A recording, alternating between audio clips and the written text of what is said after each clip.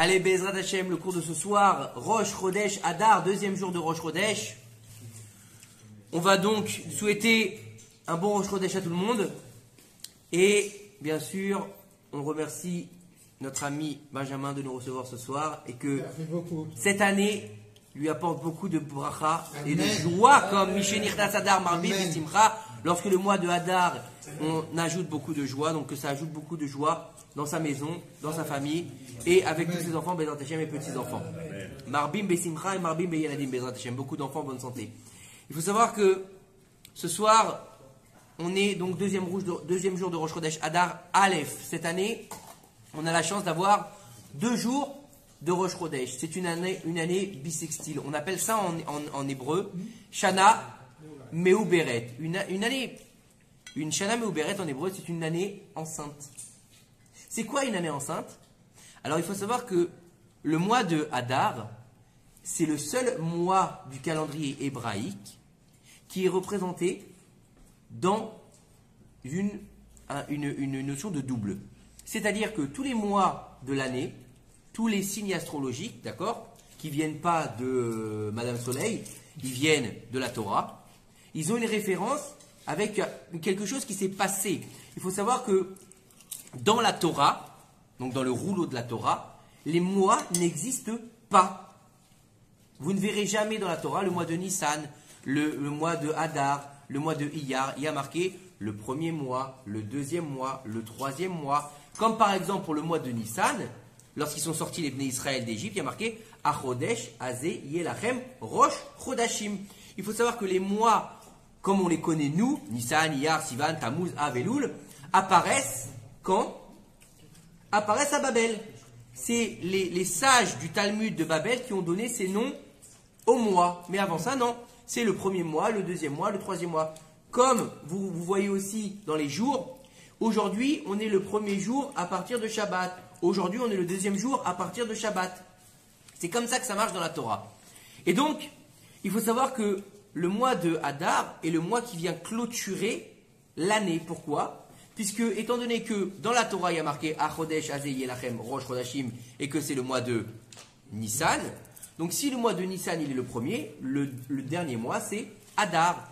Mais quand il y a une année bissextile, on a 2 Hadar. Et en fait, c'est pour ça que le seul signe astrologique qui est double, c'est le mois de Hadar, qui est un poisson. Mais pas un, c'est 2 poissons. Alors que Nissan, c'est un bélier. D'accord? Le mois de Kislev, c'est un archer avec une flèche. Etc. Madame Soleil, ça? Non, ça n'a rien à voir avec Madame Soleil, c'est de la Torah. D'accord? Le mois, par exemple, le mois de Tishri, c'est une balance. Pourquoi une balance? Parce que c'est le mois du jugement. Le mois de, on va pas faire tous les mois bien sûr, le mois de Av, c'est un lion. Tu vois, etc. C'est pour ça qu'il y a une force différente dans chaque mois. Et le mois de Hadar, c'est le mois en fait qui va définir un 13e mois, un mois en plus, une année Meuberet. C'est pour ça que cette année, vous allez voir que toutes les parachiotes qu'on va avoir, il n'y a pas de paracha qui est collé cette année. Vous savez que l'année dernière, il y a 2 ans, on a lu par exemple Vayakel Pekoudé ensemble, Tazria Metzora. Et bien cette année, on va lire Shabbat Tazria, Shabbat Metzora, Shabbat Vayakel, Shabbat Pekoudé, etc., etc. Donc cette année, c'est une année qui est allongée. D'accord? C'est pour ça que on est en Hadar 1, et en Hadar 1, il n'y a pas non plus de Askarot, de Hilulot. En général, ils sont en Hadar 2, parce que c'est le Hadar 2 qui va définir le mois, comme Purim n'a pas lieu d'être dans le Hadar 1. On va appeler ça Purim Katan, le 14 Hadar de ce mois-ci. Mais Purim, on va le fêter quand? Le mois prochain, dans Hadar 2. D'accord? Donc c'est le mois de Hadar 2 qui vient en peine prendre la force du mois d'Hadar. Pourquoi? Parce que c'est le deuxième qui vient clôturer. Et parce qu'il faut passer d'une fête à une autre. On finit l'année avec Hadar, on commence l'année avec Nissan. Donc c'est des choses qui se suivent. Et on l'avait déjà expliqué l'année dernière que, comme tu finis l'année, tu commences l'année. Donc si tu finis l'année au mois d'Hadar 1, et il te reste un mois, qu'est-ce que tu fais pendant ce mois? C'est un mois qui est vide? Non, pas du tout. Il faut savoir que la notion de poisson, pourquoi est-ce que c'est le seul mois qui est le 13e mois? Vous êtes jamais posé cette question? Pourquoi est-ce qu'on n'a pas décidé que en fait ce soit Nissan qui soit un 13e mois? Pourquoi Nissan il n'en a pas deux? Pourquoi Iyar il n'en a pas deux? Pourquoi Dafka, ce fameux mois de Hadar? Parce que le mois de Hadar, en fait, non, bah non, au contraire, c'est bien la joie. Pourquoi? Parce qu'en fait, le mois d'Adar, il est représenté par le poisson. Et le poisson, c'est le seul être qui est caché de la vue de l'homme. Pourquoi? Bah, il vit dans un endroit qui est caché. On ne parle pas des petits poissons qui se passent. Non, on ne parle pas des petits poissons là que vous avez dans un aquarium. On ne parle pas des petits poissons qui viennent manger les bouts de pain qu'on jette. En général, un poisson, où est-ce qu'il vit? Dans la mer. D'accord? Mis à part quand tu vas au bord de la mer, là, dans les îles où tu vois ce qui se passe autour, quand tu vas dans la mer, tu vois Walou. Donc il est caché. Donc qu'est-ce qui va se passer? En fait, on va dévoiler le cachet du mois d'Adar 1. Et en fait, c'est toute l'essence de Hadar. Pourquoi? Quelle fête il y a en Hadar? Purim. Et toute l'essence de Purim, c'est quoi?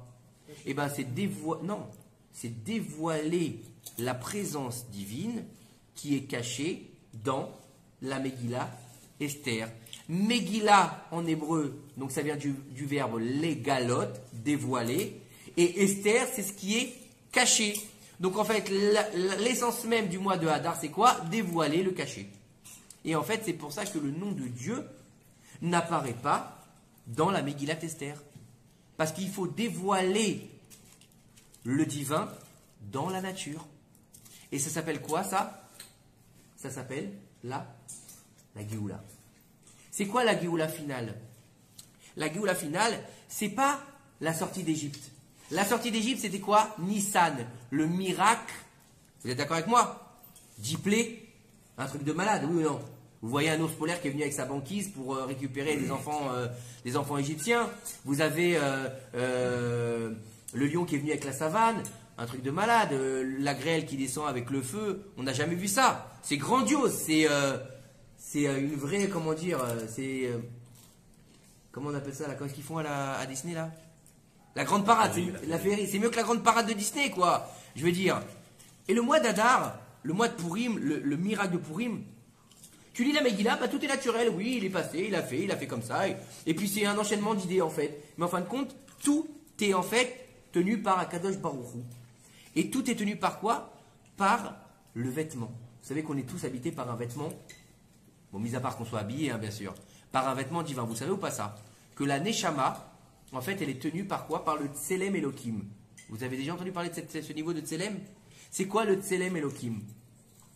Naase Adam Betsalmenu Kidmotenun. Faisons un homme à notre image. Vous avez toujours entendu parler de ça. Betselem, c'est quoi? C'est l'ombre. L'ombre, c'est quoi? C'est ce qui va tenir la Neshama. Parce qu'il faut savoir que la Neshama, elle ne peut pas rentrer dans le corps. Pourquoi? Bah parce qu'elle est divine et que le corps il est humain, d'accord? Vous savez qu'on a déjà expliqué plusieurs fois qu'il y a 3 niveaux. Nefesh.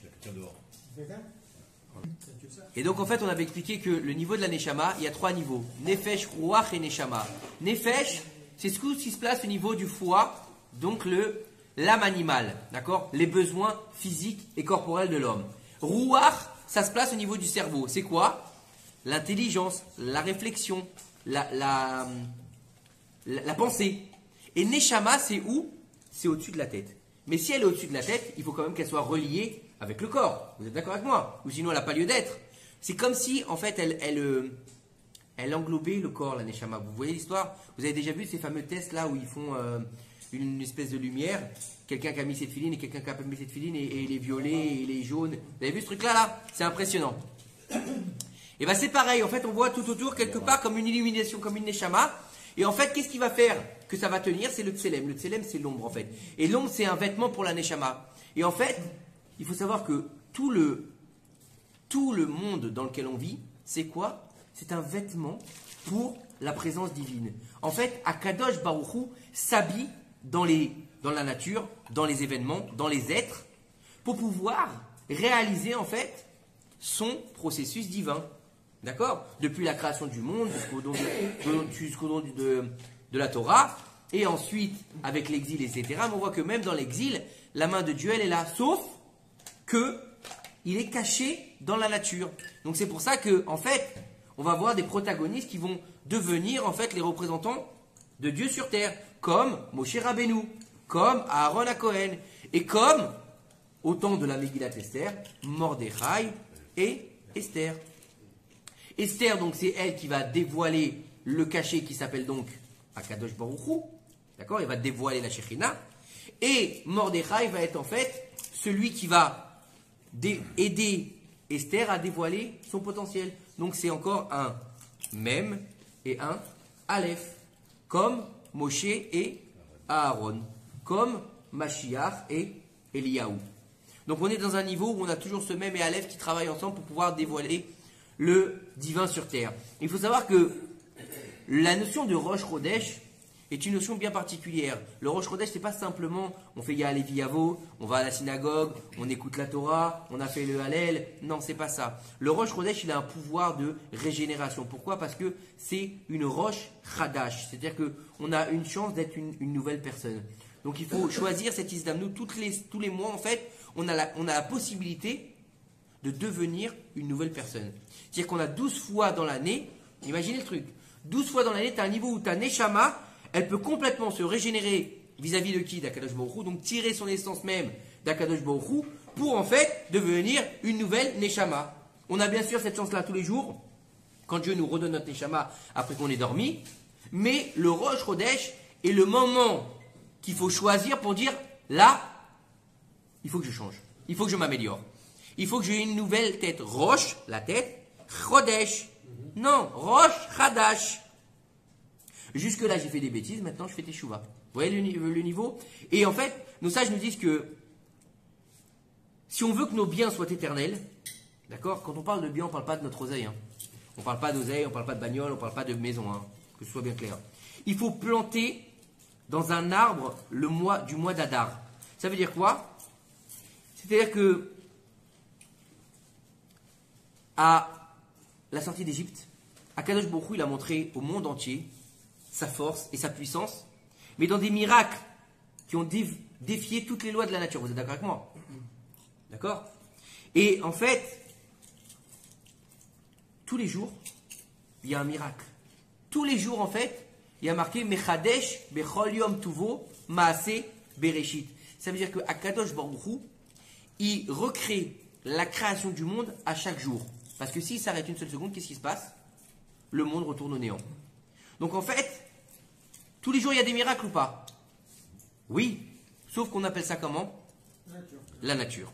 Et en fait, quand il y a la nature, quand c'est dans la nature, on se rend pas compte de l'Ashgacha Pratit. On ne voit pas la main d'Akadosh Baruch Hu. Pour nous, ça devient naturel. Mais en fait, le miracle de Purim, c'est en fait exactement ça. Le miracle de Purim, il a eu lieu. Tous les juifs devaient mourir dans 127 provinces. Ça veut dire éradiquer le peuple juif entier. D'accord? Les jeunes, les vieux, les femmes et les enfants. D'accord? Tout le monde devait y passer. D'accord? Et donc, sans fléchir les lois de la nature, vous n'avez pas vu dans la Megillat Esther, il y a marqué là-bas à un moment donné, et et les eaux du palais d'Achashverosh se sont transformées en sang. Il n'y a pas marqué ça dans la Megillah. Il n'y a pas marqué, il y a des grenouilles qui sont arrivées, ils ont bouffé Aman. C'est pas marqué ça non plus. Non, ça se passe normalement, quelque part, concrètement. Donc il y a juste de la Hashgacha Pratit en fait. Et c'est ça la leçon du mois d'Adar. C'est que chaque aspect de notre vie, il n'est pas naturel. Il est contrôlé et défini par Akadosh Baruch Hu. Ça veut dire que, comme on l'a expliqué la semaine dernière, vous vous rappelez ou pas? Rabot Machashavot Belev Ish. Je pense beaucoup, mais en fin de compte, Atzat Hashem Itakum. C'est Dieu qui fait ce qu'il faut. En fait, tous nos accomplissements, toutes nos réussites, toute notre réussite en tant que peuple, tout le fait qu'on soit encore vivant aujourd'hui, c'est quoi? C'est de la Hashgacha Pratit ou pas? Comment vous imaginez que le peuple d'Israël, qui a été autant décimé, autant décrié, autant malmené, il est encore là aujourd'hui? Winston Churchill, je crois que c'est Winston Churchill qui disait, la preuve que Dieu existe, c'est que le peuple d'Israël existe encore. Winston Churchill, pas moi. C'était pas un tocard en tout cas. Ok? C'est sûr. Et en fait, c'est le sens de l'arbre planté en Hadar. Si on veut en fait que nos biens prospèrent, on doit instiller en eux la perspective d'Adar dans notre vie. C'est-à-dire que tout est dans les mains d'Hachem. C'est-à-dire que si on veut une bonne parnassa, si on veut une bonne vie, si on veut avoir une réalisation dans une réalité divine, Il faut en fait que ce soit dans les mains d'Akadosh Baruch Hu en fait. Et il faut comprendre que jamais on pourra apporter nos biens avec nous dans le Olam Haba. C'est clair. Jamais, c'est impossible. Même les chaussettes. Même les chaussettes. Mais par contre, si on implante en nous de la Hashkafa, si on implante en nous du service divin, si on a apporté de la sanctification, eh bien, dès lors, tout ce qu'on a fait, toutes nos acquisitions matérielles, elles vont se transformer en quoi? En mitzvot. Ça veut dire que lorsque tu achètes une maison Baruch Hashem et que tu fais venir un cours comme Benjamin le fait ce soir, ton salon, c'est plus un salon, c'est un petit Mishkan. C'est-à-dire qu'il a transformé sa table de Seudat Mitzvah comme si on était sur le Mizbeach. Vous comprenez ou pas? Vous comprenez ou pas? Lorsque quelqu'un dans sa maison, il va mettre une bibliothèque remplie de livres de Kodesh, c'est comme si qu'il avait mis chez lui le Kodesh, l'Arche Sainte. L'Arche Sainte où repose la Torah. Lorsque quelqu'un se comporte correctement dans sa chambre à coucher, pourtant ça vous paraît fort ce que je vais dire, c'est comme si qu'il entrait dans le Kodesh HaKodashim avec Akadosh Baruch Hu. Vous savez c'est quoi le Kodesh HaKodashim? C'est le Saint des Saints où le Kohen Gadol avait le droit de rentrer qu'une seule fois par an à Yom Kippour. Vous imaginez le niveau? C'est ça ta maison. C'est-à-dire que en fait, lorsque tu vas transcender ta matérialité, tu vas l'amener avec toi dans le Olam Haba. Ça veut dire que lorsque tu auras acheté une maison, pour toi tu as acheté une maison, c'est des briques, après 120 ans tu vas la donner à tes enfants ou tu vas la vendre, tu vas distribuer l'oseille, mais concrètement cette maison-là tu ne vas pas l'amener avec toi, on est d'accord?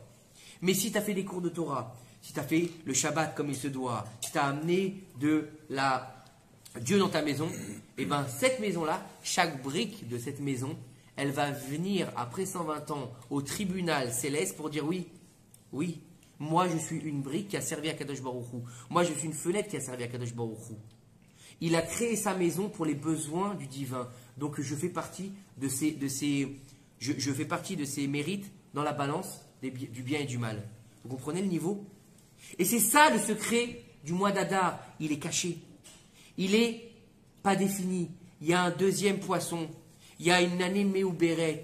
On a quelque chose qui est caché qui va se dévoiler. C'est exactement la même chose. Ici, on est dans le monde du sheker. On est dans le monde de l'illusion.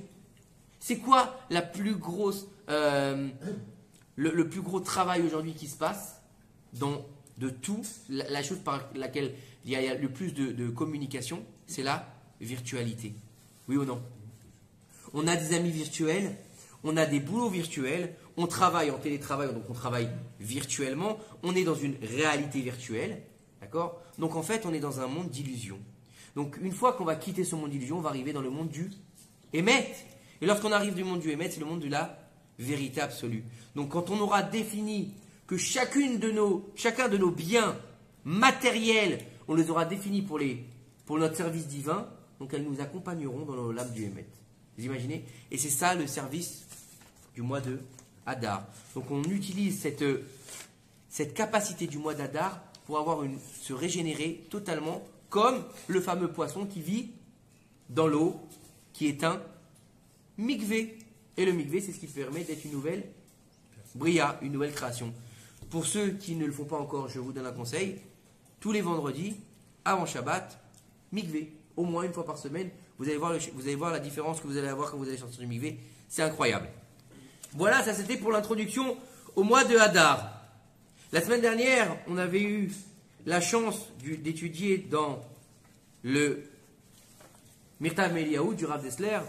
On avait eu la chance d'étudier le Inyan qu'il n'y avait pas de récompense dans ce monde-ci. Vous vous rappelez ou pas?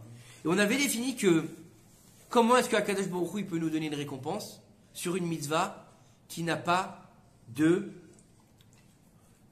prix. Comment est-ce que tu peux définir le prix que ça va coûter de mettre les tefilines ou de faire une bénédiction? C'est impossible. Et là, dans ce chapitre-là, en fait, exactement. Il nous dit que le salaire d'une mitzvah, en fait, c'est ni l'oseille, ni la maison, ni les honneurs. Au contraire, puisqu'on avait dit dans le premier chapitre que, en fait, il y avait trois choses qui allaient exclure l'homme du monde. la recherche des honneurs, du kavod, la ta'ava, les passions, les besoins, les désirs, et la kin'a, la jalousie. Et en fait, c'est trois choses que l'homme il va développer quand il veut justement la matérialité. Et il faut comprendre que la récompense d'une mitzvah, c'est une mitzvah. Forcément, si la mitzvah n'a pas de prix, comment on peut avoir une récompense? Et il nous dit ici, le Rav Dessler, on trouve dans la Masechet Avot, donc Maxime des Pères, la Mishnah qui nous dit l'accomplissement d'une mitzvah, elle entraîne une autre mitzvah. Pourquoi? Parce que la récompense d'une mitzvah, c'est une mitzvah. Et en fait, il faut comprendre que on peut se dire, mais c'est pas une récompense, c'est quoi cette récompense que Dieu nous donne? Alors on fait une mitzvah, on va avoir une autre mitzvah. Ça paraît un peu absurde. Donne-moi quelque chose. C'est pas normal que je reçois rien. Et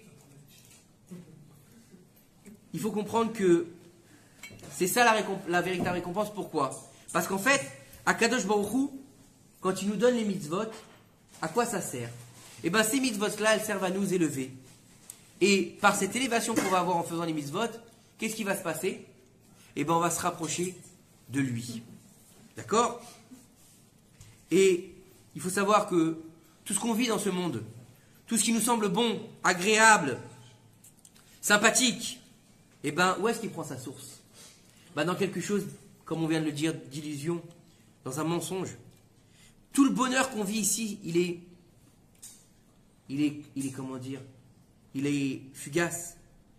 Il va pas durer. On est d'accord? Le plaisir qu'on va avoir, surtout le plaisir qu'on va avoir dans une Avera, combien de temps il va durer? Ben, le temps de la Avera. Et qu'est-ce qui se passe en général quand quelqu'un fait une Avera après? Il regrette. Vous avez déjà vu un mec qui trompe sa femme, d'accord? Même s'il la trompe plusieurs fois, alors allez-nous, hein, à chaque fois, il va avoir un moment où il va regretter après. C'est inné, hein, c'est un truc de malade. Hein. Et c'est comme ça, parce que c'est la Avera. Et il faut comprendre que plus on va faire des mitzvot, et plus Dieu il va nous donner des mitzvot. Et plus il va nous donner des mitzvot, et plus on va se rapprocher de lui. Et en fait, il nous dit ici, le Rav, ça va nous permettre de comprendre ce que nous disons au début du deuxième paragraphe du schéma Israël. Il nous dit ici, et si vous écoutez attentivement mes commandements, d'aimer Hachem notre Dieu, et de le servir de tout notre cœur, de toute notre âme, et de tous nos biens. Je donnerai la pluie sur la terre au bon moment, des pluies qui seront comme il faut, et des pluies qui seront bénéfiques, et qui donneront leur grain, et qui donneront leur vin, et qui donneront leur huile. Et tu mangeras, et tu seras rassasié. Et en fait, il faut comprendre que aimer Hachem et le servir de tout son cœur et de toute son âme, on ne peut pas imaginer quelque chose de plus noble. On ne peut pas imaginer quelque chose de plus beau. Et l'amour envers Akadosh Baruch Hu, c'est le niveau ultime envers Hachem. Parce que souvent, on confronte quoi? On confronte la crainte et l'amour, oui ou non? Il y a Yirat Shamaim et on a la Havat Hachem. Vous êtes d'accord avec moi ou pas? Et souvent, nous, on a toujours peur. On dit, je vais faire ça parce que j'ai peur que nous, quelqu'un tombe malade. Je vais faire ça parce que j'ai peur qu'il va m'arriver une tuile. D'accord ou pas? Et en fait, c'est cette élévation qui va nous permettre d'avoir un amour absolu. C'est-à-dire que plus on va faire des mitzvot, plus on va se rapprocher d'Hachem et plus on va pouvoir l'aimer. Comment tu veux aimer quelque chose que tu ne conçois pas, que tu ne vois pas, qui n'est pas palpable? Eh bien, plus tu vas être rapproché de lui, et la seule façon de se rapprocher d'Akadosh Baruch Hu, c'est en faisant les mitzvot, et plus en fait tu vas l'aimer. Et quand il te dit, je donnerai la pluie, le Rambam il nous dit que, dans Ilchot Teshuvah, Akadosh Baruch Hu nous a promis dans la Torah que si nous accomplissons les mitzvot, avec joie et responsabilité, en suivant les préceptes donc de nos Chachamim, il nous déchargera de tous les obstacles qu'il y a sur cette voie. Tels que, lesquels? Quels obstacles on peut avoir? La maladie, la guerre, la famine. Et nous donnera les biens à profusion qui peuvent nous aider dans notre tâche. Ça veut dire que lorsqu'il va nous donner à manger, lorsqu'il va nous donner du vin et de l'huile, c'est dans quel inyan dans l'ignan d'améliorer son service divin et se rapprocher de lui. Donc en fait, ça rejoint la première idée de tout à l'heure. D'utiliser sa matérialité pour sa spiritualité. D'accord ? Alors que la faute originelle, c'est quoi ? C'est descendre la spiritualité dans la matérialité. Vous êtes d'accord avec moi ou pas ? Qu'est-ce qu'il a fait Adam Arishon ? Il a voulu descendre la spiritualité d'Akadosh Baruch Hu dans le Hetzada Tovara pour servir Akadosh Baruch Hu après avoir assimilé le fruit qu'Akadosh Baruch Hu lui avait interdit de consommer, qui n'est pas une pomme. Ça va ? Tu as dit que pour Dieu, c'est les mitzvot ou les averot, c'est vrai? Non, les mitzvot. Non, c'est les mitzvot. Il nous a donné le chemin du bien ou du mal. Oui. Alors pourquoi le monde, il les fait avec tous les travails et tout Parce que chacun... On s'est pas né avec un savoir de faire comment déjà faire le mal ou déjà faire le mal. Bien, je parle pas sur déjà, on est avec le mal. L'enfant, dès qu'il sort, le Yetzer Hara, il l'habite.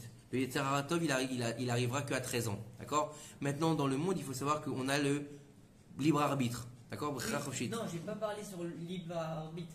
J'ai parlé sur que, on va dire, pourquoi on a tous les travails et tout ça. Alors, on va donner un monde qu'on ne doit pas travailler dedans, que ça, les maisons...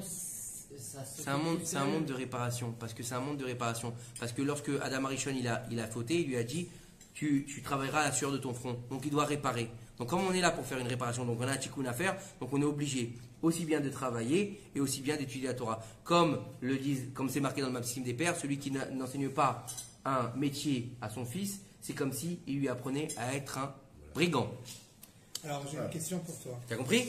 Donc il faut qu'on fasse le tikkun dans tout, aussi bien dans la matérialité que dans la spiritualité. Justement, si on... le travail qu'on a à faire, excuse-moi. Oui, je t'en prie. D'accord. C'est le but de la Torah. C'est justement amener le spirituel dans le matériel. C'est de rendre kadosh le matériel. Et justement... Pour faire tous ces travaux, il faut les faire, mais Shem Shamaim. Et regarde ce qu'il te dit à Kadosh Baruch Hu. Si tu prends sur toi le Hol Malchut Shamaim correctement, à fond, il va te donner donc la pluie en son temps. La pluie, c'est quoi ? C'est la parnassa. Et il te dit ici que donc tu vas recevoir le grain, l'huile, le vin. Et en fait, il te dit au lieu de passer toute notre vie à nous préoccuper des besoins de notre corps, on va être disponible étant donné que c'est Dieu qui va pourvoir à nos besoins. Et donc, on sera disponible pour accomplir les commandements. Donc, on sera digne de la vie dans le monde à venir. Ça veut dire quoi ? Ça veut dire que celui qui va prendre sur lui le Hol Malchut Shamaim, il n'a pas besoin ni de construire des maisons, ni de travailler, ni quoi que ce soit. On parle de quelqu'un qui s'investit complètement dans la Torah, on est bien d'accord. Un Talmid Yeshiva. Un Talmid Chacham, d'accord. Lui, et puis vous le voyez, hein, les vrais Talmid Chacham, je ne vous parle pas des Tméniques, hein. Je vous parle vraiment. Les vrais Talmid Chachamim, les vrais Rabbanim, vous allez voir, l'argent il vient à eux tout seul. Hein. C'est incroyable. Hein. Ils n'ont même pas besoin de travailler ou de se prendre la tête. L'argent, il vient à eux. Ils ont une bracha, c'est incroyable. Parce qu'ils ont décidé de prendre sur eux le Hol Malchut Shamaim. Comme il est marqué, celui qui ne veut pas prendre le Hol Malchut Shamaim, on lui mettra le Hol du travail. Hein? Non mais c'est clair, c'est clair. Celui qui prend le Hol Malchut Shamaim, c'est de prendre sur soi le joug de la Torah et des mitzvot. Celui qui veut pas ça, qui dit moi je m'en fous d'Akadosh Baruch Hu, je m'en fous des mitzvot, je m'en fous de la Torah, et ben il sera obligé de prendre un joug, mais là ce sera le joug de l'État, ce sera le joug du travail, ce sera le joug d'un mauvais patron, ce sera le joug de sa femme qui va lui casser les pieds, etc. etc. Tu comprends? Je parle pas pour toi, je parle pas pour toi, Chazé Shalom. Attends, faut lui faire un petit peu de. Quand même, et il vient de se marier. Tout le monde a ce joug, c'est marrant. Et alors? D'ailleurs, il dit que le niveau de Torah qu'on arrive à le temps qu'on se fait, ça dépend du niveau de Emouna. Exactement. Bien sûr. C'est le niveau de Emouna qui est grand, moins tu auras besoin de l'esprit. Et bien sûr, et il y a au niveau de la Emouna et au niveau du rapprochement d'Akadosh Baruch Hu. Plus tu vas te rapprocher d'Akadosh Baruch Hu, moins ça va être difficile. C'est comme quelqu'un qui fait teshuva. Au début d'une teshuva, tout nous paraît difficile. Vous avez déjà vu quelqu'un qui fait pas Shabbat la première fois qu'il va faire Shabbat? Mais le mec il devient fou. Il va dire c'est pas un kiff. Vous m'avez dit le Shabbat c'est un kiff, le Shabbat c'est cool. Mais j'ai rien fait, je m'ennuie, j'ai pas mon téléphone et j'ai bouffé comme un cochon et j'ai juste envie de dormir et j'ai mal au ventre. Quand on est seul, c'est dur de faire Shabbat. Quand on est seul aussi, bien sûr. Et donc c'est pour ça qu'il faut comprendre, il faut étudier pour comprendre. Depuis le mariage, je fais Shabbat. Baruch Hashem, Ashrecha. Et c'est dur des fois. Oui mais c'est pas grave. Mais quand on est deux, alors c'est mieux. Ouais, Et ben voilà, raconte-lui des histoires. c'est vrai. Raconte-lui des Dans histoires. un an, Il y a des témoignages là. tu ne pourras plus ne plus faire Shabbat. Je te le promets aujourd'hui. Ouais. Hein Je parie Il lui a dit aujourd'hui. dans un an, tu pourras plus ne Tu plus ne faire pourras Shabbat. plus ne plus faire Shabbat. Ah oui, c'est ça, ouais. Et c'est un bonheur. Et il faut comprendre que les paroles du Rambam, il nous dit le Rav ici, c'est bien qu'on s'y attarde et qu'on les approfondisse. Elles nous enseignent que, écoutez bien ce qu'il dit le Rav des Seuls ici, en rapportant le Rambam, que la seule raison qui existe à la matérialité, d'accord, c'est non pas pour les jouissances de ce monde, mais c'est pour le service divin et la sainteté. J'ai pas compris. Ça veut dire que tout ce que tu vas posséder, c'est pour servir Hachem. Et que ce que tu n'as pas besoin, Dieu ne te le donnera pas. Vous avez compris le niveau ou pas? C'est-à-dire que quand tu vas avoir quelque chose, c'est que Dieu, il te le donne parce que tu en as besoin pour ton service divin à ton niveau. Vous avez compris? C'est-à-dire qu'un mec, il va avoir, je sais pas, il va avoir une grosse usine, d'accord? Un truc qui marche de folie. Et pourquoi il aura besoin de cette grosse usine? Parce que de cette usine-là, il va sortir un produit pas X, on va dire, mais il sait qu'avec ce produit X, il va faire du bien à telle population de, par exemple, religieuse, ou bien qui va faire du chesed, ou bien qui va aider des avrechim, etc. Pas forcément avec ce produit même, mais que derrière, ça va lui permettre de faire des mitzvot. Tu vois ce que je veux dire? Où il va être très riche, donc il va pouvoir soutenir les yeshivot, par exemple. Ou tous les vendredis, il va nourrir des familles qui sont dans le besoin. Et un autre, son service, c'est quoi? C'est de faire du zikouï rabim, d'accord? Donc il n'a pas forcément besoin de beaucoup d'oseille. Il a besoin d'un téléphone, il a besoin de savoir parler, il a besoin... Tu vois ce que je veux dire?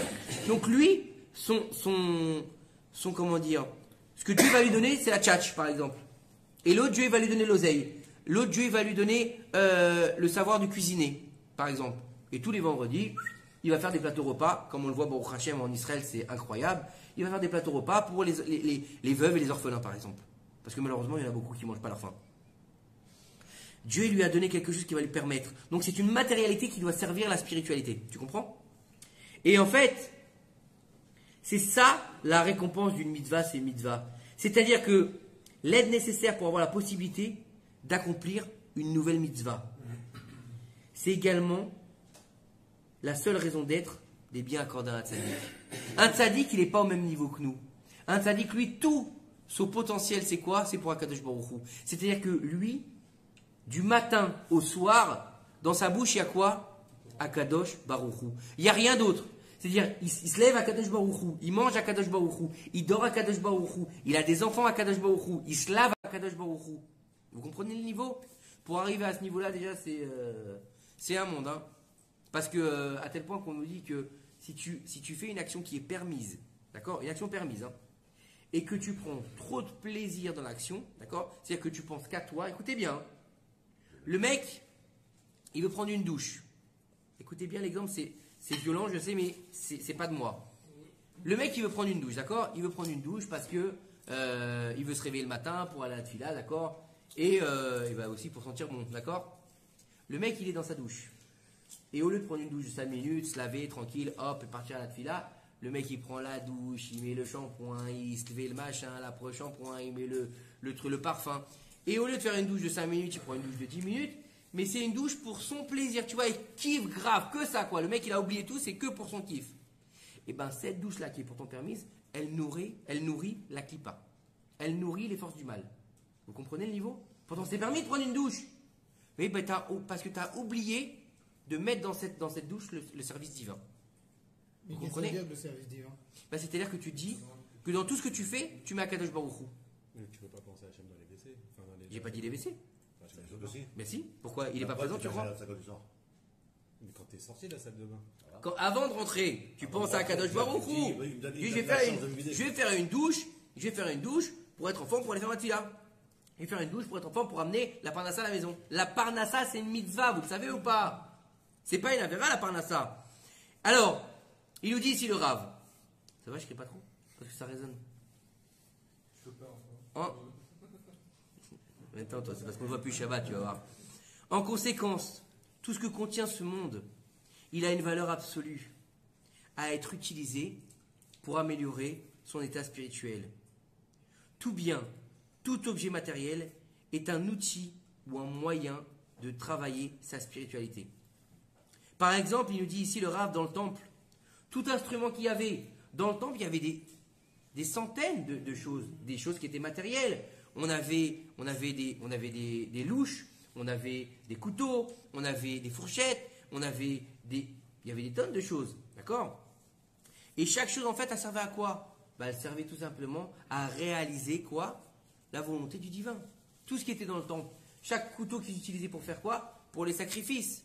Sans couteau, tu ne peux pas couper. Les Kohanim, ils n'avaient pas des mains tranchantes comme dans les X-Men, hein, ça n'existe pas ça. Hein. On est bien d'accord. D'accord? Ils étaient obligés d'avoir des couteaux. Et bien ces couteaux-là, en fait, ils étaient transformés en spiritualité. Pourquoi? Parce qu'ils servaient uniquement le travail des Kohanim dans le Beth Amikdash. Donc le travail des Kohanim dans le Beth Amikdash, qui sous-entend le travail divin. Et c'est pour ça, voilà exactement ce qu'il nous dit ici. Il nous dit que, en fait, les sages, ils nous disent que le Talmid Chacham, il est comparable à l'autel. Et tout ce qu'il va manger, c'est comparable à un sacrifice. Parce que le but d'un repas est en réalité d'une pureté extrême, à savoir donner à l'homme les forces pour lui permettre d'étudier la Torah. Donc en fait, quand tu vas manger, tu ne manges pas que pour ton estomac. Tu manges pour avoir des forces pour servir à Kadosh Baruch Hu. Vous comprenez ou pas? C'est exactement la même chose qu'avec la douche. Et il nous dit ici le Rav, on va percevoir une conséquence logique et merveilleuse et redoutable. On sait que quiconque fait un usage profane des instruments du temple, qu'est-ce qui se passe? D'accord? C'est-à-dire que le type, il va utiliser un objet du Beth Amikdash pour faire n'importe quoi avec ou pour son propre besoin. Il nous dit qu'il est coupable de détournement de l'usage d'un objet sacré. D'accord? Et en fait, il nous dit ici, le Rav Dessler, que ça s'applique à tout ce qui existe en ce monde. Et malheureusement, on voit bien qu'aujourd'hui, malheureusement, on va utiliser tout ce qui est sacré pour en faire un usage profane. Vous êtes d'accord avec moi ou pas? Oui, non, je me trompe. Profane, c'est Kroll. Qu'est-ce qu'on prend aujourd'hui comme objet qu'on profane? Tu vas utiliser la sagesse d'Akadosh Baruch Hu pour des besoins qui n'ont pas d'utilité. Tu vas utiliser, il y a beaucoup de personnes qui vont utiliser, qui vont passer de l'amour à la débauche, par exemple. Il dit plus que ça.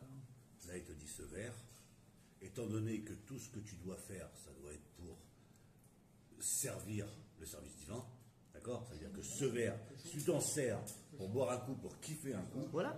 Non, tu t'es kiffer, servi t'as le d'un droit. produit. Kiffer, Non. t'as le droit. Si c'est uniquement pour kiffer, Uniquement. Le kiff, t'as le uniquement droit. pour kiffer, Bien sûr. ça veut dire que ce verre, ça devient un produit sacré, puisqu'au départ, tu dois t'en servir pour un service divin. Nachon. Tu vas t'en servir pour du profane. Nachon. C'est ça qu'il te dit. Il te C'est-à-dire que dit pas même du même profane. un Chol, ustensile d'avoir qui fait chol. partie du Beth Amikdash, qui n'est pas Ekdesh, D'avoir Chol. Choulin. toi tu rends C'est Ekdesh, écrit parce après. que son but au départ, il doit être Yom Ekdesh. Chol, Non, Toi, pas tu Yom comprends Chol. pas. C'est-à-dire que C'est ça qu'il veut dire. le Otsi est Akdusha Me'adavar. Que si t'as pris Il te dit, voilà. du Beth Amikdash, tu t'en es servi pour toi. Il te dit c'est-à-dire celui qui s'approprie quoi que ce soit de ce monde pour son propre plaisir et non l'accomplissement de mitzvot, se rend coupable de Meïla, donc de détournement de l'usage sacré. C'est pas horrible. Quoi que ce soit. Il nous dit, et là il nous dit le Rav Dessler, c'est pas terrifiant. Ça veut dire que si tu écoutes ça, tu te dis bah je fais plus rien, je m'enferme dans un truc et je passe mon temps à prier en fait. Et en fait, il nous dit que Rabbi Yehuda Hanassi, d'accord, au moment de quitter ce monde, Rabbi Yehuda Hanassi, vous savez qui c'est Rabbi Yehuda Hanassi? Celui qui a écrit les 6 ensembles de Mishnayot, d'accord? Celui qui a mis la Torah écrite en Torah orale. Non, oral ou Contraire. Contraire. l'inverse. Non, c'est pas l'inverse. Ah oui, c'est l'inverse. C'est pas l'inverse. C'est oral. La Torah d'abord elle a été écrite et après elle a Non, été pas orale. oral. Oral n'a jamais été écrite. Elle a été écrite sur le. Et alors c'est quoi? C'est faire Torah pour vous? C'est la Torah, c'est la Torah. C'est la Torah écrite. Elle est devenue orale, c'est ce que j'ai dit. Le Mishnayot, c'est pas oral. Hein? Le Mishnayot, c'est pas la Torah. Non, elle est devenue orale en fait. Il a mis. En fait, il y avait une interdiction. Il y a une interdiction d'écrire la Torah orale. C'est ça le truc. Et lui, il l'a mis par écrit. C'est pour ça qu'on l'appelle la Torah orale. Mais à la base, on ne devait pas la mettre par écrit. Pas par écrite, la Torah. Bah si, les Mishnayot, c'est mis par écrit. Oui, mais t'avais dit le contraire quand t'as parlé. Ah bon? Ah bah je me suis trompé. Bah ouais. Excusez-moi. La Torah écrite. Autant pour Et moi. la La Torah orale écrite qui est qu'il devenue a la Torah passée- orale qu'il a passée qu'il à a- l'écrit. Oui, parce que c'est un peu confus, effectivement. Et imaginez Rabbi Yehuda Anassi, d'accord, Rabbeinu Akadosh, un géant en Torah, d'accord, celui qui était le Nassi, donc le chef du peuple d'Israël, d'accord. Vous imaginez? Qu'est-ce qu'il a dit au moment de quitter ce monde? Il a tendu ses deux mains vers le ciel en disant: Maître du monde, tu sais bien que j'ai mis tous mes efforts de mes 10 doigts dans la Torah et que je n'ai jamais joui de ce monde, fût-ce l'étendue de mon petit doigt. Que ta volonté soit que je repose en paix. Rabbi Yehuda Anassi. Alors nous, qu'est-ce qu'on doit dire?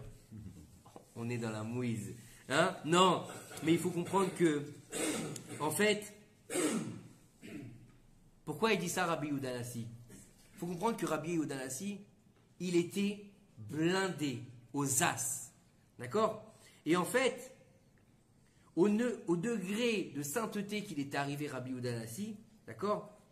Lui, il percevait que tout ce qu'il avait, ça n'avait aucune valeur. Comme il dit Shlomo Ameler, Akol, Evel Avalim. Tout n'est que vanité des vanités. Hein? Vous connaissez tous ce... Non? Vous avez l'air pas là ce soir. Qu'est-ce qui vous arrive? D'accord? Et en fait, Rabbi Yehuda Anassi, au niveau est arrivé, il disait que j'ai pas profité de ce que tu m'as donné. J'ai utilisé tout ce que tu m'as donné pour faire ton service divin. C'est-à-dire que pour la gloire d'Akadosh Baruch Hu. C'est donc quoi? L'accomplissement, la Torah et des mitzvot. Mais est-ce qu'on a besoin de la matérialité pour accomplir la Torah et les mitzvot? Oui. Bah forcément. Comment tu fais ton seder de Pessah si t'as pas ton maror, si t'as pas tes matzot? Comment est-ce que tu fais la mitzvah de Rosh Hashanah qui s'appelle le shofar si t'as pas de shofar? Tu souffles dans quoi? Dans une neshama? Comment tu fais des tefilines si t'as pas de tefilines? Bah t'es obligé d'avoir des tefilines. Et les tefilines, pour les avoir, bah, il faut les acheter. Et les tefilines, c'est quoi? Bah c'est de la peau de bête. Donc c'est de la matérialité. C'est du parchemin, bah c'est encore de la peau de bête. Donc si t'as pas de tefilines, comment tu mets tes tefilines tous les matins? Mitzvah d'Oraïta. C'est une mitzvah de la Torah de mettre ces tefilines. Donc si t'as pas de tefilines, tu fais comment? Donc oui, tu as besoin de matérialité, mais pour ton service divin. C'est-à-dire que pour l'accomplissement de la volonté divine. Et c'est ce qu'il a dit, Rabbi Yehuda Anassi. Tout ce que tu as pu me donner, tout ce que j'ai pu avoir, tout ce que j'ai pu recevoir, bien que j'étais immensément riche, je m'en suis jamais servi pour moi. Bon, c'est Rabbi Yehuda Anassi, bien sûr. Hein. Voilà. Donc, Bon, on fera quand même un petit alors on peut se dire alors quoi? Alors on peut se dire, le Rav il nous déclare, il nous dit là, alors quoi? Ça veut dire que si on veut devenir des tzadikim, ou si on veut devenir des talmidei chachamim, il faut qu'on abandonne les plaisirs de ce monde. Ce qu'il disait tout à l'heure, donc puisque ce verre, il est kadosh, donc je ne peux plus m'en servir, on doit tout abandonner, on va vivre comme des ascètes, on va vivre comme des moines. Chas v'shalom. Chas v'shalom. On n'a pas le droit de vivre comme des moines, c'est interdit dans le judaïsme. Vous savez ou pas ça? C'est interdit. Les gamrés. C'est pas comme des moines. Moines, commères. Et il faut... Est-ce qu'il faut renoncer à la vie? Il faut renoncer à cette matérialité? Et là, il te dit non. Il te dit non, non. Il te dit au contraire, tu peux profiter de la vie. Mais, il faut comprendre que les désirs et les plaisirs de la vie, que matériels, ils sont tellement illusoires que tu vas courir après un bonheur qui n'existe pas.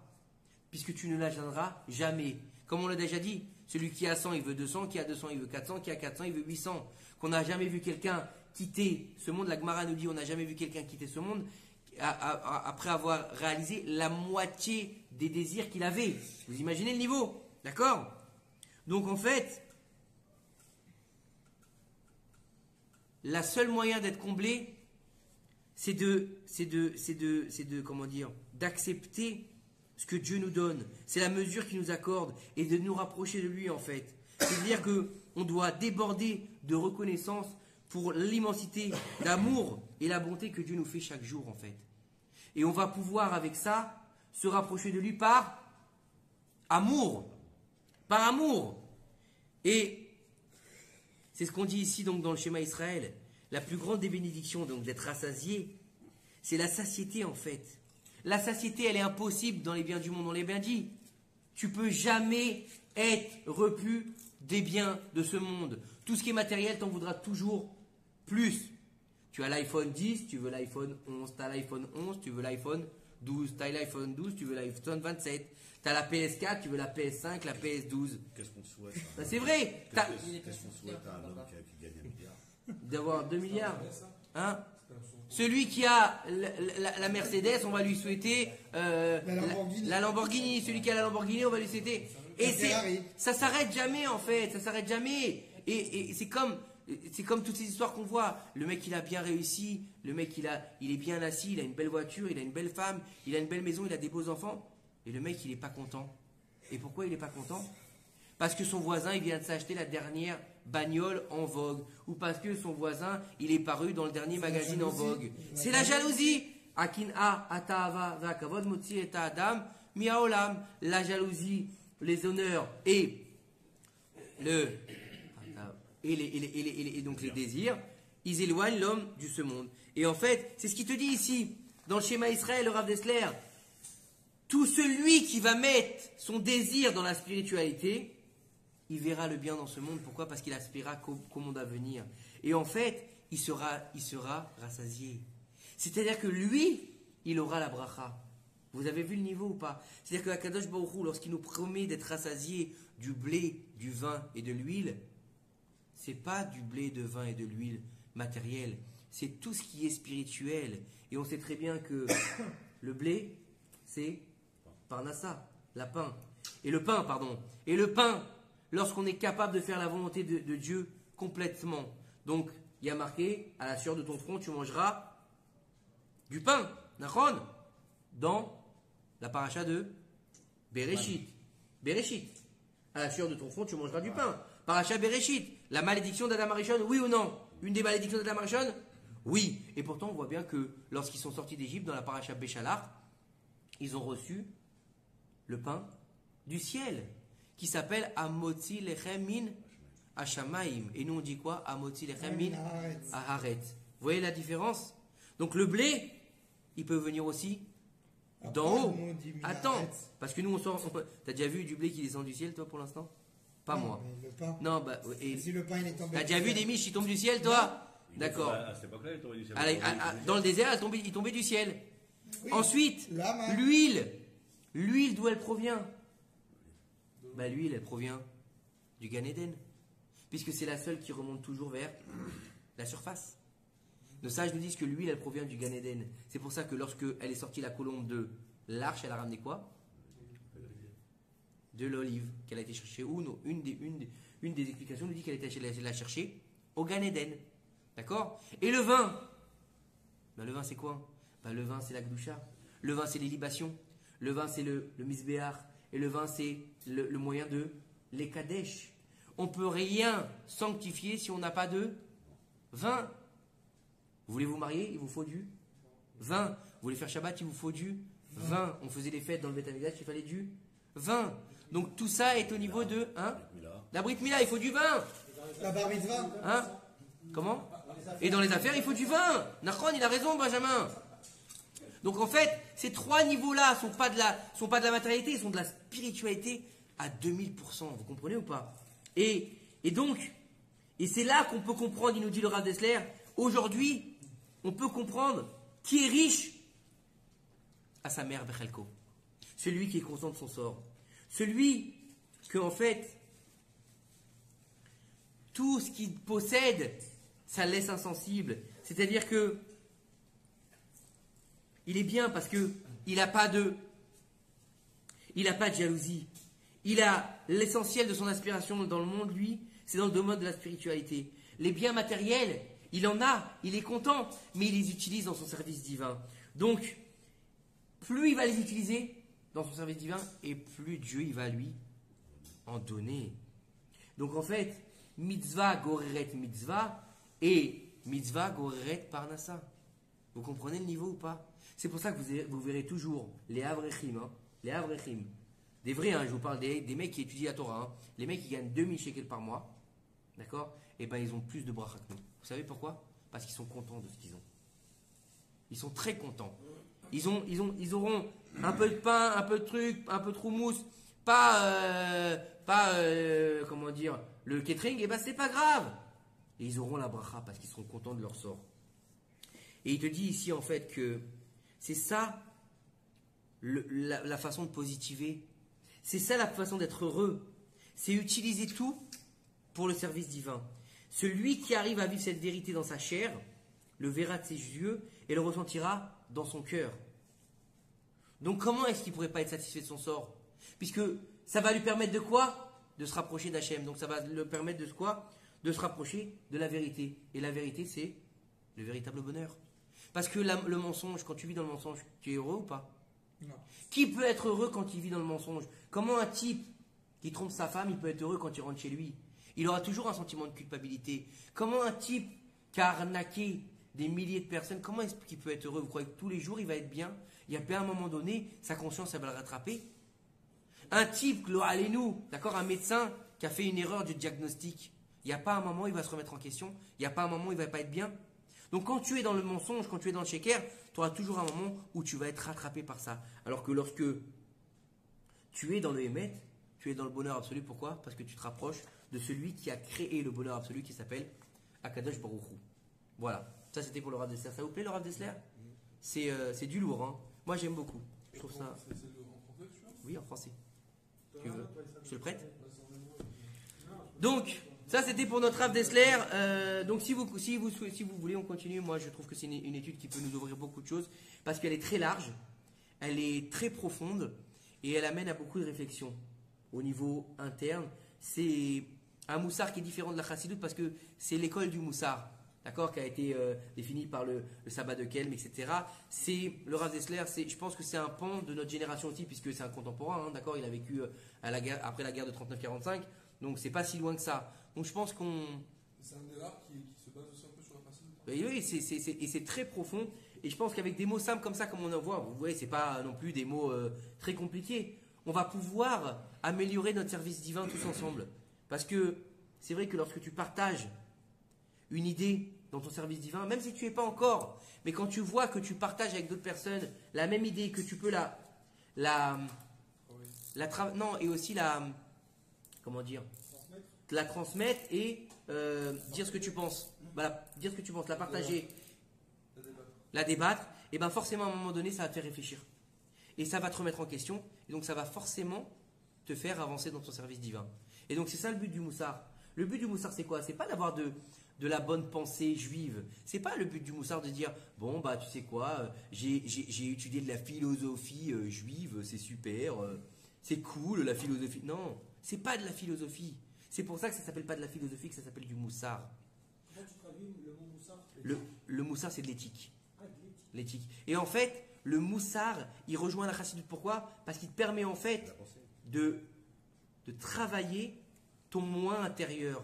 Et en fait, on sait très bien que le but ultime donc de l'être, c'est d'arriver à être Toro Kebaro. Toro Kebaro, c'est être aussi bien à l'extérieur comme à l'intérieur. C'est-à-dire que tout ce que tu vas vivre à l'intérieur, tu vas le refléter à l'extérieur. C'est pas que tu vas être déguisé, ça tombe bien, c'est pour rime, d'accord? C'est pas t'es déguisé dehors, t'es un religieux, t'as les grandes papillotes, t'es cool, et à l'intérieur t'es une pourriture. Non, à l'intérieur t'es propre, à l'extérieur t'es propre, d'accord?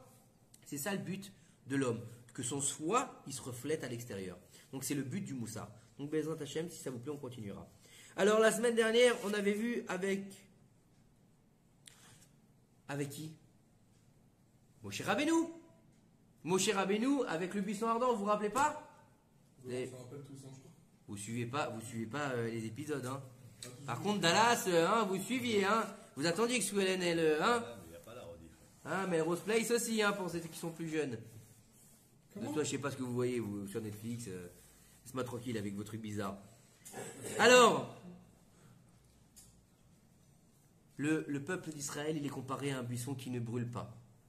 Akadosh Baruch Hu, il a choisi, donc c'est la suite de la semaine dernière, Akadosh Baruch Hu, il a choisi de se révéler à Moshe Rabbeinu justement dans un buisson d'épines et qui brûle.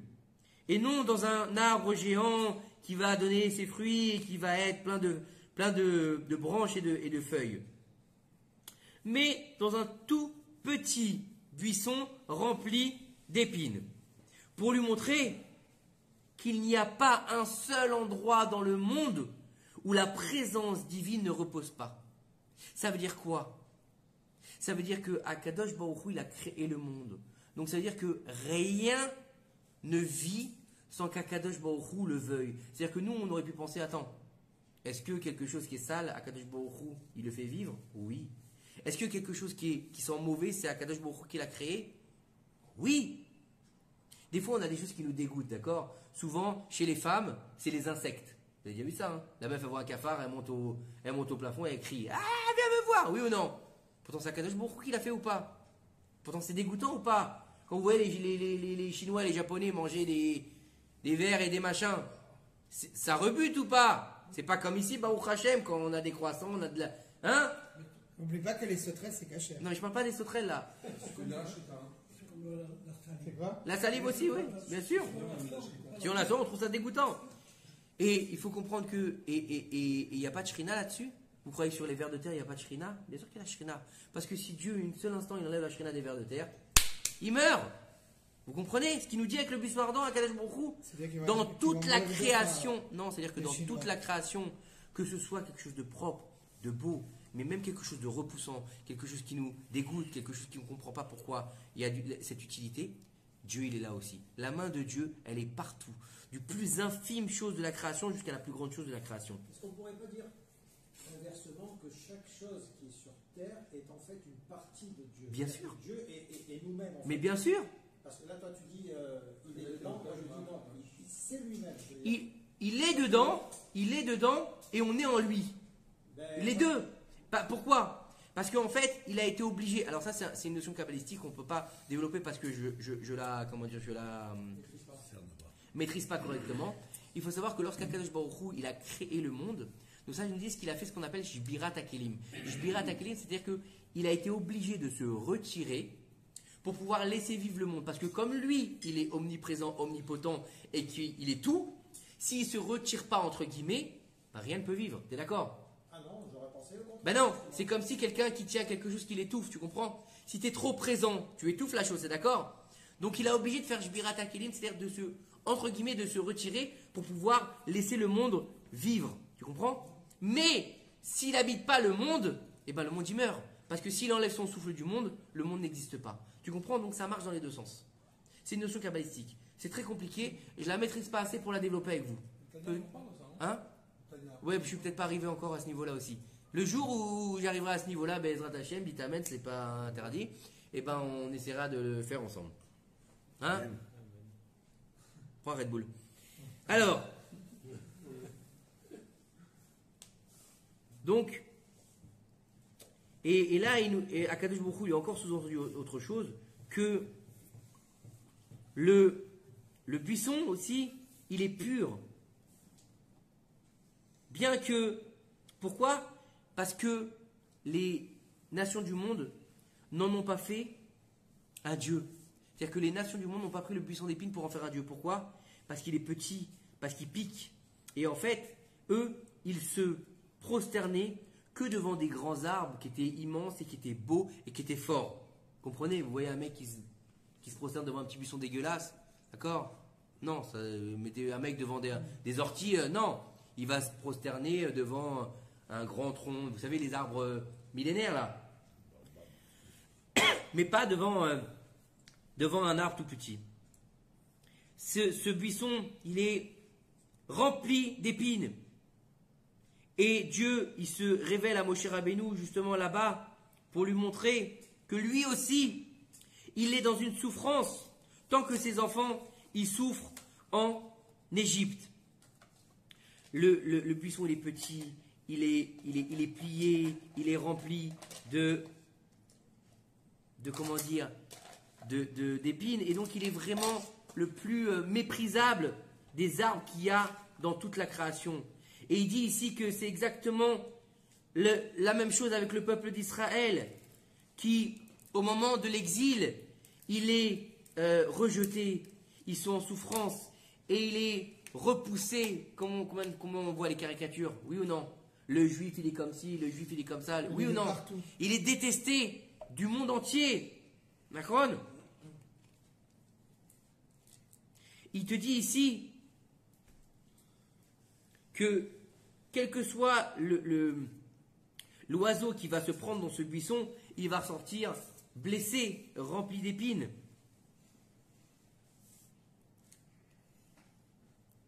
Et il te dit ici, en fait, non, le peuple d'Israël en Égypte, il a souffert, Nachon, mais en fait, il est rempli d'épines.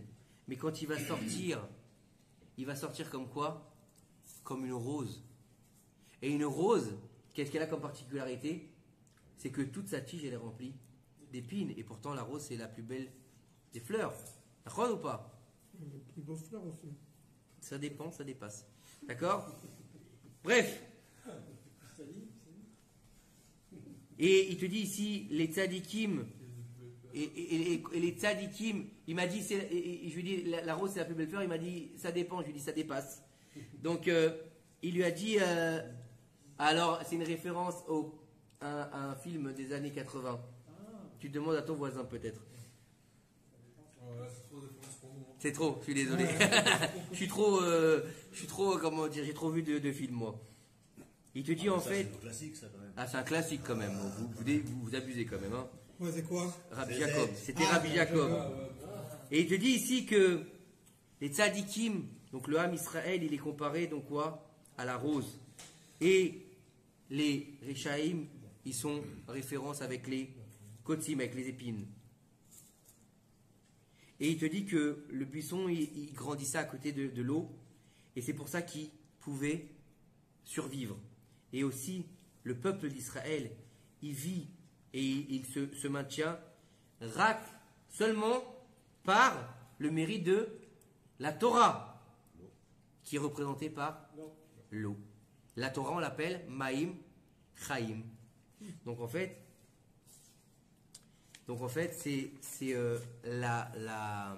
ici, Dieu nous dit que le buisson, il a montré à Moshe que malgré la difficulté, malgré le buisson, malgré le feu, malgré l'esclavage, malgré la galoute, malgré tout ce qu'on veut, bien qu'on va essayer de nous détruire, bien qu'on soit les plus décriés de parmi les 70 nations, on sera toujours debout.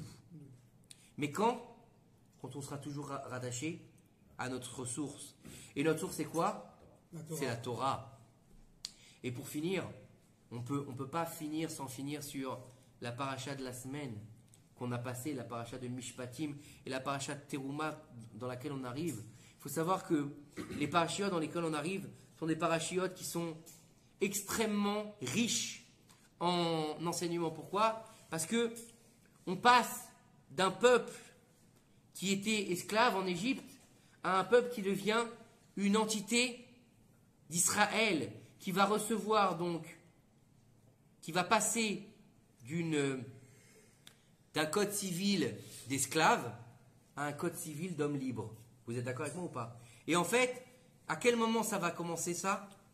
Au Mahamad Arsinaï, au don de la Torah, dans la paracha de Yitro.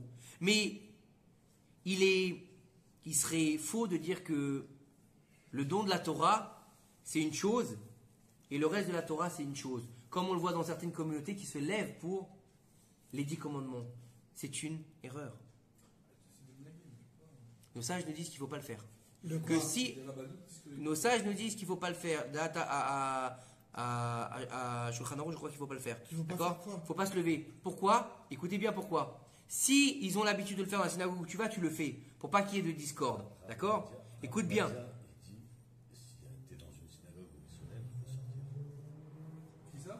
Ah bon, j'ai jamais entendu. Écoute bien. Tu sais pourquoi? Tu sais pourquoi il ne faut pas se lever? Parce que ça voudrait dire que toute la Torah, elle est moins importante que les 10 commandements. Ça veut dire que la Torah, toute la Torah, c'est tous les noms d'Hachem, elle est moins importante que les 10 commandements. Non, elle fait partie aussi de ça. Donc c'est une entité. Et d'ailleurs, Baruch Hashem, juste pour la petite parenthèse, j'ai complètement fini le 3e Sefer Torah. Baruch Hashem, toutes les corrections sont faites. Et il va bientôt partir. Il va bientôt partir en couture. Non, ça ce sera en Israël, Bezrat Hashem. Et donc. C'est le 3e que tu as écrit? Oui, Baruch Hashem. De toute ma vie. De toute ta vie. Voilà, pour l'instant. Combien de temps ça t'a pris? Ça m'a pris du temps. Baruch Hashem. Il veut pas dire. 1 an et 3 mois. Ah, quand même. Non, je Ouais, rigole. quand même. Il écrit à Sefer Torah, tu me diras après. Il est fou celui-là. Alors, il faut écoutez bien. Le Mahamad Har Sinaï, c'est une introduction au code civil de la Torah. Pas au code civil, le code de la Torah, parce qu'il n'y a pas de code civil. Les lois de la Torah, on va dire. Et en fait, la paracha qu'on a vue, la paracha de Mishpatim, cette fameuse paracha où il y a 53 mitzvot dans la paracha Mishpatim, elles vont être en référence à tout ce qui est entre Ben Adam, la Chavero, donc entre l'homme et son prochain. Et on voit que toutes les mitzvot qui découlent, c'est le deuxième partie de la Torah. D'accord? Tu ne voleras pas, tu ne tueras pas, tu ne convoiteras pas la femme de ton voisin, Nachon. Et en fait, comment est-ce qu'on peut voir que la Torah est divine? Si c'est en fait des lois qui sont inhérentes aux hommes. Vous êtes d'accord avec moi? Ben Adam la Chavero. Donc comment est-ce que tu vois que c'est divin là-dedans? Et bien en fait, lorsque tu vas voir les lois et que tu vas commencer à les étudier, tu vas comprendre que c'est impossible qu'un homme, il ait pu donner ses lois. Comment est-ce qu'on peut dire à un homme, lorsque tu auras un serviteur, lorsque tu auras un esclave hébreu, que si tu as un seul coussin, eh bien il faut que tu lui donnes à lui pour qu'il dorme. En général, un homme il dira quoi? Moi je garde mon cousin et toi tu crèves, oui ou non? D'accord? Comment est-ce qu'on peut dire tu ne vendras pas ta fille en tant qu'esclave de tout temps dans les sociétés pas juives? Qu'est-ce qu'il y avait? Il y avait le droit de cuissage, Nachon. Il y avait de droit de cuissage. On donnait ses filles au régent de l'endroit. Il allait avec elle avant qu'elle se marie pour avoir les bonnes grâces de la personne, pour faire partie de la haute. D'accord? Il y avait ensuite, pour payer nos dettes, on vendait les gens, pas nous, mais les gens vendaient leurs filles. Encore aujourd'hui, dans les pays arabes ou bien dans les pays Chez les Bédouins. dans les pays asiatiques, ils vendent leurs enfants pour payer leurs dettes. Hachem Ishmor, Hachem Yerachem Alenu. Garde ta fille, garde tes fils et va travailler même deux boulots le matin et le soir. Hachem Ishmor. Et on nous dit une mitzvah qui est incompréhensible. Et ça peut nous faire comprendre que c'est tout simplement divin. Lorsque tu verras l'âne de ton ennemi, c'est ça ou pas? L'âne, tu sais ce que c'est un âne? Ramor. Lorsque tu verras l'âne de ton ennemi qui est au sol, relève-le. Nachon, vous connaissez tous cette fameuse chanson? Vous connaissez ou pas? Non. Doudou Fischer, vous connaissez pas? Vous connaissez pas vos classiques, hein? T'as des classiques, Ouais, il est venu nostalgique aujourd'hui. Doudou Fischer, c'est ici, hein. Vous comprenez? On te dit que tu vois que l'âne de ton ennemi, il est par terre parce qu'on utilisait les ânes avant pour pouvoir transporter des marchandises, pas des chevaux. Ok. Les chevaux, ça n'a jamais transporté des marchandises parce que si tu mets de la marchandise sur un cheval, il meurt. Ah bon? Bah oui. Parce Ouais, mais l'ennemi va venir avec l'âne- lui pour attaquer, pas pour avec la marchandise. Alors, on parle pas d'un mec qui vient pour te buter, hein, on parle pas de ça, non. D'accord? On parle en fait quelqu'un que tu es, quelqu'un que tu vas voir. On parle pas d'un mec qui veut te tuer, on parle pas d'un goy qui veut faire la guerre avec toi. On parle de ton frère ennemi en fait. D'accord? On parle de ton frère juif donc que tu détestes. Et on te dit là, il va falloir que tu ailles au-delà de tes a priori que tu as avec lui et tu relèves son âne. C'est-à-dire quoi? Tu vas lui relever dans sa propre matérialité. Aide-le. Puisque le chamor c'est chomer. Et chomer c'est quoi? C'est la matérialité. L'âne c'est celui qui représente le plus la matérialité. Aide-le au moment où ça ne va pas, même si tu l'aimes pas. Est-ce qu'un homme il serait capable de dire ça? Oui ou non? Non, dites-moi si je me trompe. Jamais de la vie. Jamais de la vie. Il dira achève-le à coup de pied. D'accord ou pas? Clair? Et en fait, on voit que ensuite, on va descendre sur la paracha de Teruma, la paracha de Tetzavé. C'est des parachutes qui vont aller vers l'édification du tabernacle, donc du Mishkan, le premier Beth Amikdash, le Beth Amikdash portatif. Et si on voit bien tout ce qui va se passer là-bas, en fait, toute la matérialité, tous les besoins, tout ce qui est dans le Mishkan, il n'y a rien de plus matériel, d'accord? des rideaux, des assiettes, des couverts, un misbéar pour faire des sacrifices dessus. Les sacrifices qui sont de la viande, vous êtes d'accord avec moi? Vous croyez que Dieu, il mange des sacrifices? Vous croyez quoi? Que Dieu, quand on va lui amener un veau, il va se faire un gueuleton là-haut? Il se fait pas mangal, hein, c'est pas Yom HaAtzmaut là-haut. Hein. Il n'a pas besoin de ça, Kadosh Baruch Hu. En fait, il t'explique que toutes ces lois divines qui ont été données au Mont Sinaï, au Mahamad Har Sinaï, au moment où il a dit, entre guillemets, les 10 commandements, d'accord? Tu n'auras pas d'autre de... Tu l'as vu le film ou pas? Oui. Non, bah voilà. Tu as vu? d'Égypte. Mais d'accord, non, c'était l'autre. Ah bah on voit, ça descend de génération, c'est normal. On voit que, en fait, le don de la Torah, le don des mitzvot, il sert qu'à une seule personne. Qui? Qui? Qui? Tu disais quoi? Toi-même. Le don des mitzvot, il sert à qui? Qu'à nous-mêmes. Qu'à nous-mêmes. Qu'à nous-mêmes. C'est-à-dire que nous, on pense qu'en faisant les mitzvot, on fait plaisir à Kadosh Baruch Hu. Mais Dieu, il s'en fout. Tu crois qu'il a besoin de ça pour exister? Lui, il existe. Iou Aya Oveveye. Il est passé, présent, futur. Il est la lumière divine. Hein? Hors du temps. Il est celui qui a créé la création, celui qui t'a créé, celui qui te donne la respiration. Tu crois qu'il a besoin que tu mettes les tefilines le matin, lui? Non. Lui, il les a, hein, lui, les tefilines. Tu crois qu'il a besoin que tu manges un steak méhadrine? Lui, il s'en fout. Est-ce que tu crois qu'il a besoin que tu lui fasses un sacrifice sur l'autel? Bon, pas aujourd'hui parce que ça n'existe plus, on est d'accord? Tu crois qu'il a besoin de ça? Tu sais que la pose des téphilines, Oui. un chercheur a trouvé que ça avait une influence sur Le karma. le cerveau, Ouais. sur le comportement de l'homme, sa journée. Bien oui. Tu sais pourquoi? Tu sais pourquoi? Il y a un passage ici autour du cerveau, je ne saurais pas te l'expliquer, hein, je l'ai lu il y a longtemps, mais chaque chose est même Oui. les Alors je vais t'expliquer. ça sert la Écoute circulation du bien. cerveau, donc ça provoque toutes des conséquences physiques. Ça c'est physique. Mais on va aller juste faire une petite parenthèse qu'on avait déjà expliqué. Mais au niveau spirituel, donc il y a le physique. C'est vrai qu'il a raison parce que en fait, quand tu vas compresser le sang et aussi au niveau de la tête, après que tu vas le libérer, il y a des choses qui se passent. Tu sais ou pas? C'est pour ça, vous avez jamais entendu parler des fameux challenges TikTok là? Vous avez des trucs de débiles qui font les enfants là? Ouais, Vous avez pas de entendu la génération celui d'aujourd'hui. où il s'étrangle Ouais. pour entrer dans une transe. Vous n'avez pas entendu de ça? Il s'étouffe en fait. C'est Pour fou. arriver à un niveau, ils vont arriver dans une espèce de transe. Et en fait, c'est comme une exta. Et c'est horrible parce qu'ils peuvent mourir. Il y a Non, plein ça qui c'est sont dangereux. morts. Il y a Non, mais plein moi, qui sont morts je rentre pour pas ça. là-dedans. C'est un peu la même idée quand tu poses. Bon, bien sûr, Chas v'Shalom, tu fais pas mal quand tu mets tes tefilines. Mais il faut savoir que le Admour Hazaken nous explique quelque chose de clair.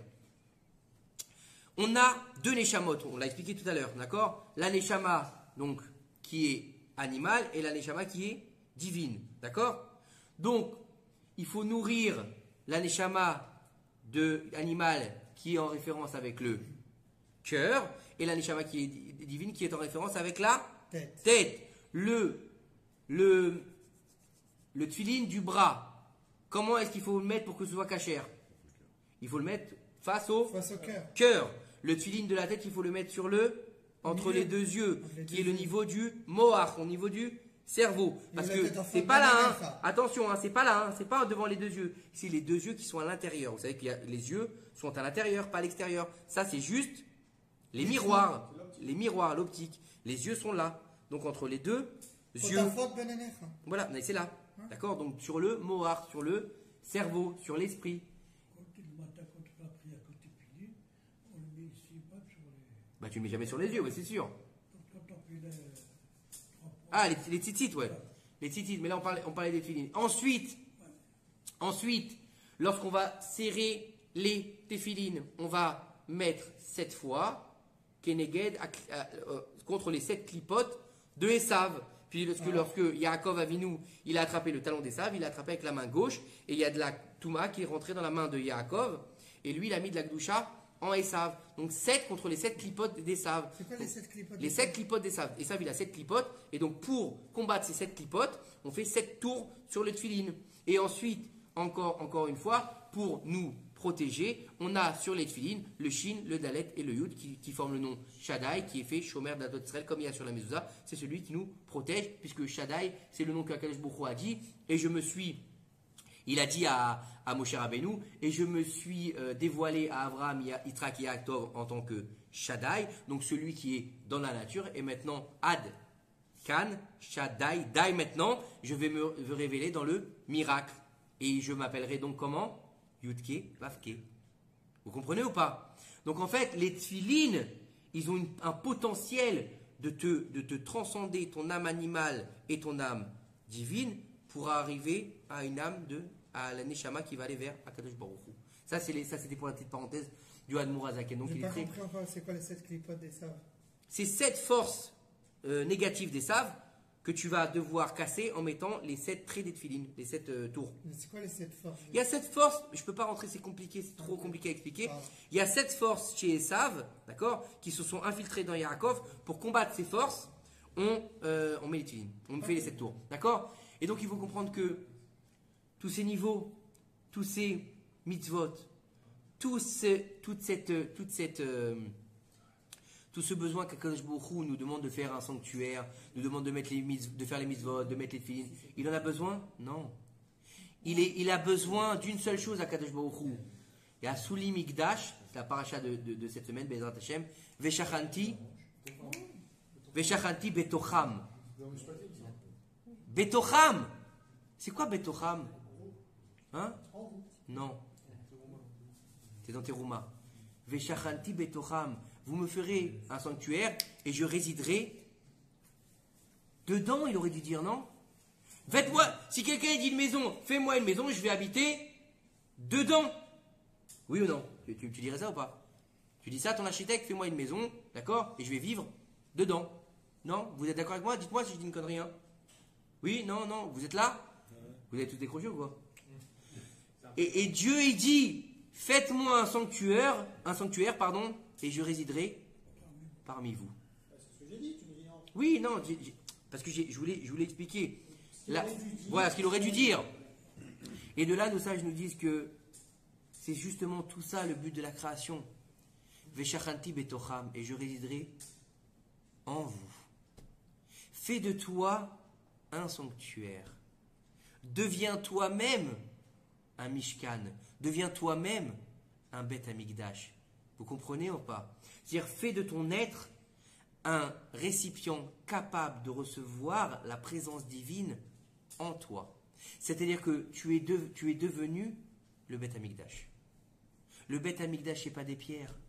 Le Bet Amikdash, c'est pas des poteaux. Le Bet Amikdash, c'est pas des comment on appelle ça là? Des hôtels. Les mitzvot, c'est pas des tefilines, c'est pas des matzot, c'est pas des chauffards, non. C'est le besoin d'être toi-même grâce à ces actes, ces actions et ces ustensiles, de toi-même devenir un Beth Amikdash. Vous comprenez ou pas? C'est-à-dire que quand tu vas sanctifier, quand tu vas mettre les tefilines, tu sanctifies quoi? Ton bras et ta tête. Donc tes bras et ta tête, ils se rapprochent d'Akadosh Baruch Hu. Tu sanctifies ton cœur. Ton cœur est ouvert à Akadosh Baruch Hu. Donc plus tu vas faire des mitzvot et plus tu vas te sanctifier. Plus tu vas te sanctifier, plus tu vas te rapprocher d'Akadosh Baruch Hu. Plus tu vas, il nous a dit quoi tout à l'heure le roi d'Esther, plus tu vas aimer Akadosh Baruch Hu. Plus l'amour est grand, plus tu as envie de quoi? Qui vive en toi. Je sais pas. Vous savez que des fois, on apprend forcément, on apprend même. Des fois, vous savez qu'il y a des messages cachés un peu partout ou pas? Vous savez ou pas? Dieu, il a un moyen de nous donner des messages. Et tout le monde a dû voir ce fameux film qui s'appelle Le Roi Lion. Oui ou non? Vous l'avez vu ou pas? C'est la référence culturelle. Qu'est-ce qu'il lui dit? Qu'est-ce qu'il lui dit, le singe? Ah, Simba, qu'est-ce qu'il lui dit? Alors, Ça fait longtemps que je ne l'ai pas vu. Alors, franchement, ce Ça soir, fait longtemps que je l'ai le pas niveau vu. il descend ce soir. Faut qu'on refasse un cours sans alcool, hein, parce que ça vous fait tomber. Hein. Ça fait longtemps que je l'ai Là, pas c'est vu. un cours Disney ou un cours Spielberg, là, que tu nous fais. C'est pas un cours. Écoutez bien ce qu'il lui dit, et c'est un message qu'on doit avoir. C'est pas parce que c'est le roi lion, non, c'est le message qu'on doit retenir pour comprendre à notre niveau dans le Mishkan. Il lui dit, il vit en toi. Il lui dit au petit lion, ton père, il vit en toi. Vous avez compris ou pas? Akadosh Baruch Hu, c'est qui? C'est notre père. C'est notre père. Il vit où? en nous. Baruch Adonai Olam, Amen, Amen.